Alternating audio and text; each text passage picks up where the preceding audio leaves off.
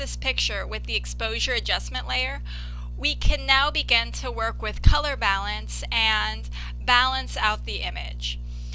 So a couple of things you may be noticing about this image. There's a lot of red and yellow.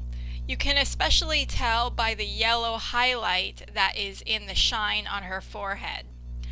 If you're not quite sure how to tell whether there's too much red or yellow or magenta or blue in your picture, here's a tip. Go to one of your favorite professional photographers' websites. View their portfolio and see if you can kind of compare a professional finished photo to your photo, and something as simple as that kind of compare and contrast will help you see where your own picture might look a little bit too red or yellow. So the first thing we're going to do is go down to the adjustment layers icon at the bottom of the layers panel, the little yin yang symbol, and we're going to select color balance. Now the first option that we're given is to adjust these colors in specific tones. Right now we're working in the mid-tones. As you can see, there's a drop-down menu there that says tones, and mid-tones is selected. You can also work in the shadows or the highlights. Now I'm just going to drag my red slider a little bit more towards cyan. See how that's taken out a lot of the red in her skin. And now I'm going to drag my slider away from yellow and towards blue, not too far, and that's gotten rid of some of the excess yellow in her skin. I'm noticing though that the highlight right there on her forehead is still very yellow. So that means we should go to that tone drop-down menu and select highlights. Now we're working in the highlight range of our image, and we can now move that slider away from yellow and towards blue, and you can see now the highlight on her forehead is becoming white rather than yellow. We still need to work on the reds. So I'm going to drag my red slider towards cyan a little bit. And see, now the skin tone is looking a little bit more correct. I'm still noticing quite a lot of reds in the shadows. So I'm going to go to that tone drop-down menu, go to shadows, drag my slider away from red towards cyan,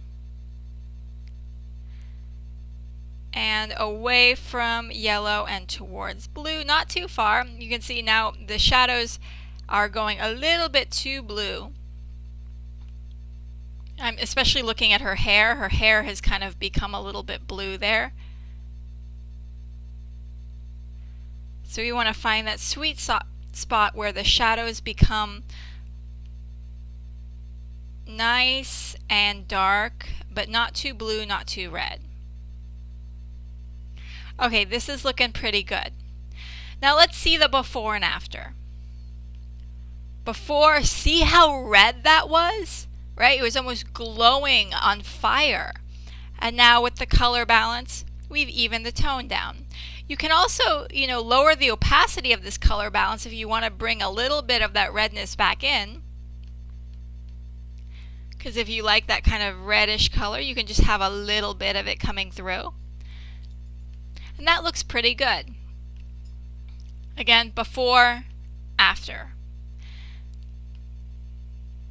Now let's look at our little goat here. One thing I'm noticing is there isn't a lot of color balance needed, right? So sometimes we can just open up color balance and we can play with, warming the image up a little bit.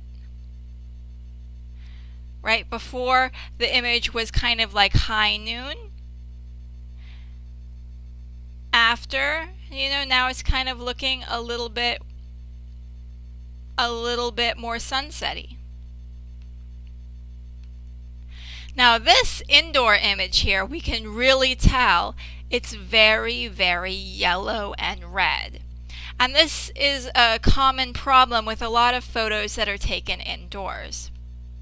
So again, I'm going to bring up my color balance adjustment layer, drag my slider away from yellow towards blue, and away from red and towards cyan. Not too far. And now let's see the before and after. Before, see how orange and yellow that was?